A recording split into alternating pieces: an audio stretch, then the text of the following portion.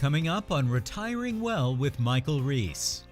That is not the only number that you're paying, that there are other expenses that you pay that are completely hidden, that are significant, and you need to take them into account. All that matters is, and what we're going to find out, all that matters is what does your beneficiary statement say? That rules everything with one exception, and you want to know the exception. That means if she does that, as you know, she has more control over her money. She has the availability to invest in anything, right? She can do whatever she wants. It's all in one place, all online, really easy to manage. Now, the host of Retiring Well, Michael Reese. Welcome to the show today. We have 30 minutes of action-packed information specifically designed for you. Retiring Well starts right here, right now. Retiring Well with Michael Reese, helping you make smart decisions with your money so you can live a better life. Today is the day you can take back control of your money. Retiring Well with Michael Reese, where we believe your best is yet to come.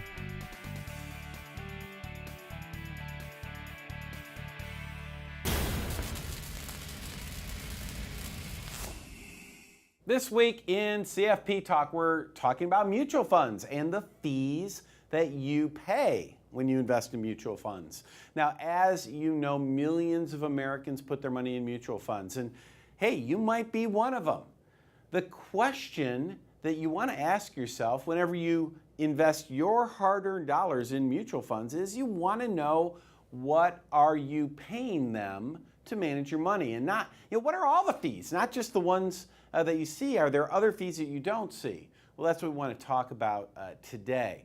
So in a recent study regarding mutual funds, the average fee, the average expense ratio of a mutual fund here in the United States is about 0.90%. So what does that mean? Let's say that you are looking at ABC Mutual Fund or XYZ Mutual Fund, and you open up the prospectus. The prospectus is that document that they give you before you invest, and you want to do your due diligence. So you open that prospectus up, and you read it, and it says right there in the prospectus, oh look, your expense ratio, the amount that you pay the advisor every single year is 0.9%. Now, you're never going to see that anywhere other than the prospectus. You won't see it on a statement or anywhere else, but it's there in the prospectus. And so you think to yourself, well, that's not so bad. That's less than 1%. And as a certified financial planner, I would tell you, if you're paying less than 1% on your investments, that's a reasonable rate. I would give you an A grade on that. But here's the problem, and here's what this study taught us. And this study, by the way, came out in 2011, so we're talking like 5 years now. They taught us that that is not the only number that you're paying, that there are other expenses that you pay that are completely hidden, that are significant, and you need to take them into account when you're investing your money. So here's what the study told us. This was a study that was written about in Forbes, written about in Barron's, I think Investors Business Daily, all the big publications talked about this when it came out in 2011. So here's what they said. The first thing you have to watch out for are these things called transaction costs. So transaction costs. What are transaction costs? That is what a mutual fund pays to buy and sell the different positions. And there are a number of transaction costs. There are the cost, the actual cost that the mutual fund company pays to buy and to sell. There is a spread, which is the difference between what they're buying or what they're paying versus what the other side is buying or selling for. There are things like when a mutual fund, a big mutual fund sells shares, they might sell 1 million shares in any company at any one time. And when they do that, that affects the markets negatively, and so you end up getting less of a return. But if you add all these murky transaction costs up, on average, 1.44%. That's what you're paying each and every year on average. Some years more, some years less. We're talking about the average fund. And obviously, some funds are going to cost more, some are going to cost less. This is just average. The next level of cost you got to watch out for is something called cash drag. What the heck is that? Well, whenever you invest in a mutual fund, there's always a certain percentage of your money that's just sitting there in cash. But you're paying your fees on the whole thing, And so on average, that costs 0.83% when all the numbers are crunched. Now add all this up, 0.9, 144, 0.83. 3.19% per year is what you're typically paying in the average fund. And we're missing two things. Loads/advisory fees and in after-tax accounts, taxes. Folks, this mutual fund you think costs less than 1% could end up costing 4% a year when all of this is said and done. Know your costs. Now, if you have any questions about this, or anything that we talked about here, please feel free to give us a call. We are happy to help you out.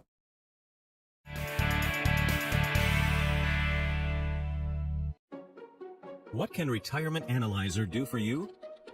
Retirement Analyzer is a software tool that can help you prepare today for your financial future. You've worked hard to save for your retirement, but as you near your retirement, you may have concerns. Have I positioned my retirement savings wisely? Have I saved enough for retirement, and will my savings last throughout my lifetime? What impact could inflation have on my future expenses? What if I suffer a long-term illness? Will I have enough money to cover my medical care expenses and still be able to meet my other financial obligations? Could changes in the income tax rates disrupt my retirement strategy? There's no need to be in the dark as you prepare for your retirement. Retirement Analyzer can help you find answers to all these questions and more. The first step is providing us with information on your financial assets, the type and current value of those assets, as well as your sources of income. Then, we work with you to identify your expected expenses in retirement. This will include a discussion of the lifestyle you envision in retirement, travel, a summer residence, whatever you dream your retirement will be. We'll input the information you provide us into the Retirement Analyzer, and in a very short time, we'll have reports that show us the percentage of assets currently in high-risk vehicles, as well as the percent in lower-risk products. Retirement Analyzer enables us to project your income from year to year in your retirement and see how long your retirement savings may last. As we change the conditions of the report, delaying your retirement date, including costs for long-term care, adjusting the expected tax rate, or adjusting your retirement strategies, we can see how changes in these variables may impact your income in retirement and the longevity of your retirement savings. Let the Retirement Analyzer help you test drive your retirement strategy today, because the time to discover the bumps in the road is not once your trip through retirement has begun. Contact our office today to schedule an appointment for your Retirement Analyzer review. Hi, I'm Michael Reese, and I'd like to invite you and a guest to a complimentary evening of food, fun, and information at our next upcoming financial event. At this event, we're going to talk about topics that affect your money and your retirement planning. Topics include the 3 critical steps that you absolutely need to take to enjoy a secure retirement. We take a look at volatility versus returns. Which is more important for you and your money? Taxes. Nobody likes them, but what are you doing about your biggest tax liability? We're going to talk about these topics and much more. I want you just to call the number on the screen, bring you and a guest. We're going to have a great time, and I'm looking forward to seeing you there. Remember, you only want to retire once. Let's make sure you do it right.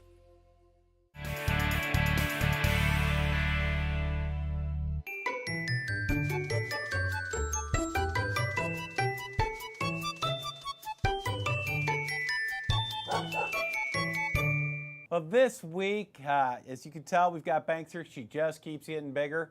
I thought it'd be a good idea to check in and see how she's doing with her sector investing, because if you've been watching the show, you know, about 4 to 6 weeks ago, we had her pick some sectors to invest in. and we wanted to see, maybe she'd be better at this. We started off having her try to pick a stock, and she didn't do so well on that one. So we thought maybe that's just too much for her. So we tried sector investing. So I'm going to go ahead and take a minute. Let's go ahead and roll about a minute of that film. So you all, if you didn't see this, so you can watch Bank pick her sectors. She smells it. All right. First one she picked was cash. That's the first right now. Oh, there she goes. She went for gold. All right, puppy, there you go. Gold it is. So we have cash and we have gold. Apparently, Banks is going defensive on us. So, all right, we're back. So, as you can see, when she picked the sectors, due to her choice of dog treats, I guess, she ended up picking cash and gold. Well, let's see how my baby Banks here is doing so far. So I've got the results here in front of me. Here we go. Over the last 4 to 6 weeks, I'm recording this about a month after she picked them, by the way. So after the first month, cash, well, you know what that's earning. Nothing, right? No, nothing for cash, Banks. And then gold, gold is up 0.74%. So if you would have taken your money and put half of it in cash and half of it in gold, which of course you would never want to do, but let's imagine you did. For the month, you'd be up 0.37%, or that's about 4.5% per year is what that works out to be. So that's not so shabby. Let's see how the other sectors did that my baby here did not pick. Yeah, you chose. So she did not pick. Here's what she didn't pick. She didn't pick U.S. stocks. Well, guess what? Those are up 0.44%, so those are doing okay. She did not pick international stocks. Now, that was a mistake. International stocks are up 2.5% for the month since we did this. I mean, that's amazing. But then she also did not pick real estate. Now, this may come as a surprise to you, but real estate's actually down 3%, 3.22. She did not pick the healthcare sector. Now, I know a lot of you, especially if you're retired, you are big fans of the healthcare sector because it's done so well historically. And I know you're thinking, healthcare is just going to be used more and more. And, with an aging population, all the advances, that's where the money is. Well, guess what? That sector's down 3.5% in the last month. So if you do the math, if you were to put your money in U.S. stocks, international stocks, real estate, and healthcare, say 25% in each of those categories, you'd be down almost 1%, 0.92%, so which is the equivalent of being down 11% for the whole year. So basically, my girl here, she picked cash and gold. Let's be honest, we made a little fun of her, right?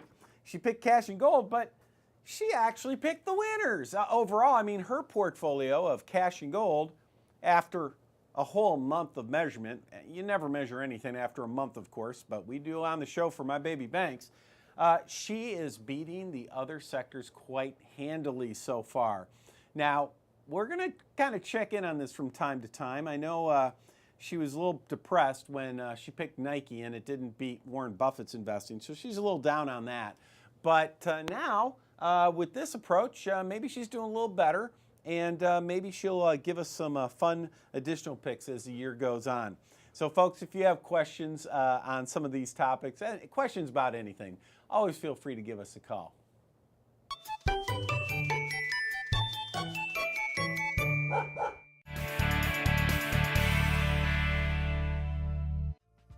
One of the biggest mistakes we see people making all the time when they come to our office is they don't have a clearly defined retirement plan.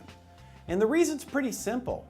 It's pretty rare that someone like yourself has the opportunity to sit down with an independent financial advisor who truly specializes in retirement planning. Someone that makes sure that you can get through retirement safely and securely.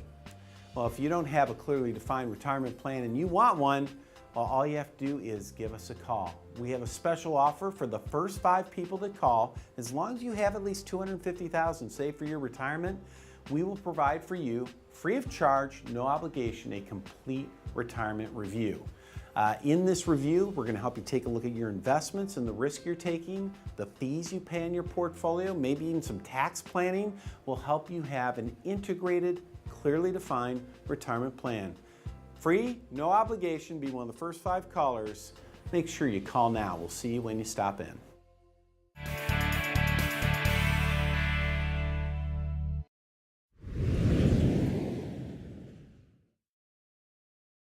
All right, this week we have got a great beneficiary blender to share with you, but here's the thing. This kind of stuff that we're going to talk about happens all the time. I mean, all the time. And especially we see it when you encounter a situation where you have maybe someone's been divorced, maybe it's a second marriage, but we even see it in first marriages when you have accounts that have been around a long time. Now, what's really happening here is this. A lot of times people just like you don't clearly understand the priority in which accounts are transferred when you die. And what I mean by that is a lot of times you think, well, I'll just change my will or I'll just change my trust and that's going to take care of everything. Well, my friends, not so fast. I've got a great article to share with you about why that's not necessarily true. All right, the title of this article says, A Spouse's Right to Life Insurance Money. Now, in this article, they are specifically talking about life insurance death benefits. But I want to share something with you. Life insurance, 401ks, 403bs, IRAs, 457s, all those accounts, annuities, you name a beneficiary in that account. And that beneficiary designation is top of the line, it rules. It doesn't matter what your will says, it doesn't matter what your trust says, it doesn't matter what you verbally told people or what you've written down. None of that matters. All that matters is, and what we're going to find out, all that matters is what does your beneficiary statement say. That rules everything with one exception, and you want to know the exception. So here the article starts out. I just want to read a little bit of this, not too much. It says, much to your surprise, you find out that someone else is the beneficiary of your spouse's life insurance policy. So in other words, your husband dies or your wife dies, and you're not the beneficiary. I mean, don't you have an automatic right to your spouse's life insurance or 401k or IRA or annuity? Don't you have an automatic right as a spouse? That's what they say. Not so fast. What they say here is, and this is very, very true, they say that you can exclude a spouse. Whoops, got to turn one more page. It says, you can leave the entire death benefit to someone else. The contract owner determines where the money goes. So, or the contract owner of the life insurance, contract owner of the annuity, or the account holder of a 401k or an IRA.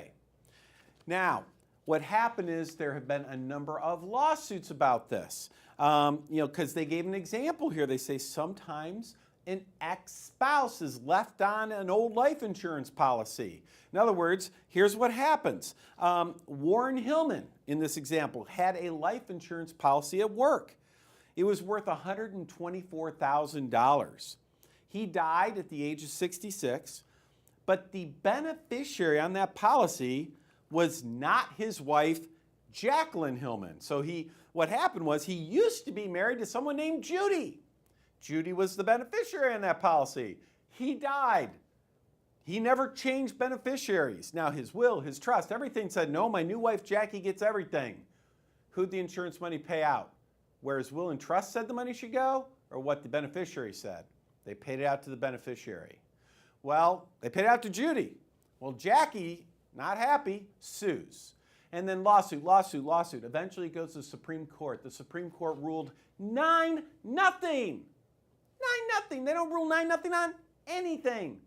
And they said 9-0, money goes to the beneficiary. You know what? There's been another case called Kennedy versus DuPont. Exact same circumstance, except this was a 401k. And again, they ruled 9-0. It goes to the beneficiary. How about that? So here's the thing you want to know. Community property states are a little different. There are some different rules there, and there are 9 community property states in this country. So if you live there, you need to know what those rules are. But generally speaking, check your beneficiary designations. Folks, if you have questions about this or anything else we talk about on the show, please feel free to give us a call.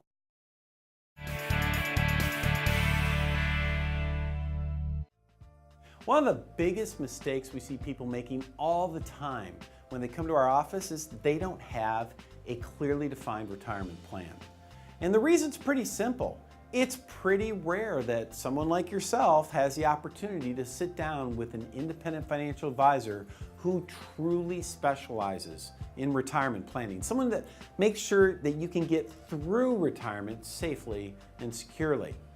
Well, if you don't have a clearly defined retirement plan and you want one, well, all you have to do is give us a call. We have a special offer for the first 5 people that call. As long as you have at least $250,000 saved for your retirement, we will provide for you, free of charge, no obligation, a complete retirement review. In this review, we're going to help you take a look at your investments and the risk you're taking, the fees you pay in your portfolio, maybe even some tax planning. Will help you have an integrated, clearly defined retirement plan. Free, no obligation, be one of the first 5 callers. Make sure you call now. We'll see you when you stop in. It's your retirement. How will you live it? How will you be remembered? Will you be able to take me on vacation? Will you be there for my ball games? Will you teach me your values? You'll be able to play with me.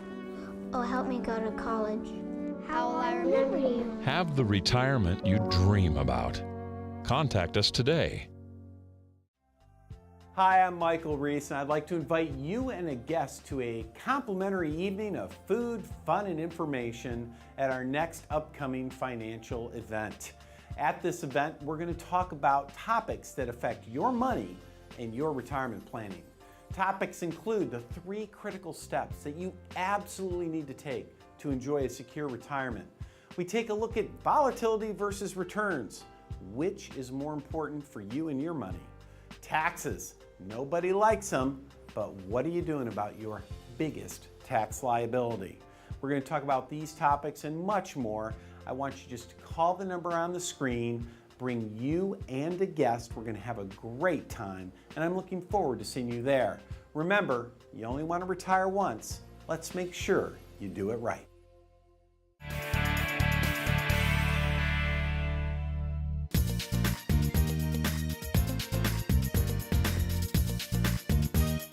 Welcome to this week's edition of Coffee Talk with Mike. My name is James Curry. I'm one of the financial advisors here at Centennial Wealth Advisory. We've got some great questions from viewers this week for you, Mike. Are you ready for this week's questions? I'm ready. Fire away. All right. First, we have a question from Sandra in Austin. She writes, I have a 401k at a former employer. Is it okay to just leave it there? Oh, well, this is one of those things we have all the time, right? Someone is working at one employer, then they go on to another employer, sometimes a third and a fourth. And a lot of times that happens. It's natural that people just, when you go to a new employer, you're not thinking, okay, what do I do with my 401k, right? You're thinking, well, wait a minute, I'm just trying to get to this new job. So is it a good idea to leave the money at your old employer? As we talk about this, I think there's a couple reasons why you probably don't want to do that. Number one is just lack of control, right? You only have certain investment options there. You don't have, tons and tons of choices. And so you don't really have, maybe you have access to it online, but you're not connected with the administrative staff as much anymore. It's just kind of a pain. What I really encourage Sandra to do, and Sandra, if you're watching this, I really want you just to call the office and let's sit down and talk about this. What I would really like to see her do is just open up an IRA. It's just her own personal IRA. And that way, every time she's at a job, if she moves on to another employer, she can use that IRA as kind of where all the old 401ks can kind of come in one after another and accumulate all in one place. That means if she does that, as you know, she has more control over her money. She has the availability to invest in anything, right? She can do whatever she wants. It's all in one place, all online, really easy to manage. And it just makes the organization of her finances a lot better. So folks, if that's happening to you, if you're in the same position as Sandra, yeah, just open up your own IRA and start, kind of consolidate those old 401ks into one place. Yeah, it'll make it easier to just have one account instead of so many different ones like we see a lot of people have. Oh yeah, that's for sure. It makes my mind think back to when you put together these reports for people and they've got all these accounts and you're just, what a mess, right? Next question we have from Jerry in Lago Vista. Jerry writes, my IRA is finally back above its high point. I'm worried that markets will go down soon. How can I figure out how much exposure I have to losses if that happens? Wow, that's another good one today. So James, is it fair to say that we're getting a lot of people coming in with the same kind of thinking? Oh yeah, absolutely, with markets near all-time highs. Right, and they're seeing their accounts, they're like, oh man, I finally got back to I finally have more money in here than I've ever had, right? And then, but what if the markets drop? How much could I lose again? It's frustrating when you work so hard and wait so long to see your accounts get back up to their high level, and then bang, there goes a market crash and you lose everything again. This is one of those areas and a lot of people ask this question. It's another reason I really, really want people to come visit with us because, as you know, you guys are always running Morningstar reports where you're plugging a portfolio into Morningstar, a third-party vendor. And what you're doing is you're helping the folks that come visit identify, look, if the markets go south, here's how much you can lose. And tell me, James, is it fair to say that a lot of times people could maybe lose a lot more than they think? Absolutely. A lot of times people are taking a lot more risk than they think they are, and that downside can come a lot quicker than they can when markets go down. Isn't that the true, where markets, they kind of go up slow, but man, when they drop, they just crash, don't they? So one of the things that for anyone who's, if you're at home, you're thinking, man, I've got the same kind of question. Look, that's a reason to give us a shout because we want you to come in. James, the rest of the team, they can run that analysis for you and help you really identify, what your exposure is to losses. And you need a program like Morningstar, something along those lines, to really, truly, independently, objectively identify for you what the risk is that you're taking, right? Well, that was certainly some great information this week, Mike. And for anyone else watching that might have any questions, please feel free to call the office or visit the website and we'll answer your question next. Thanks everyone for watching the show today. Now, if you have any questions, feel free to call our office or visit our website. And remember, you only retire once. So let's get it right the first time. We'll see you next week.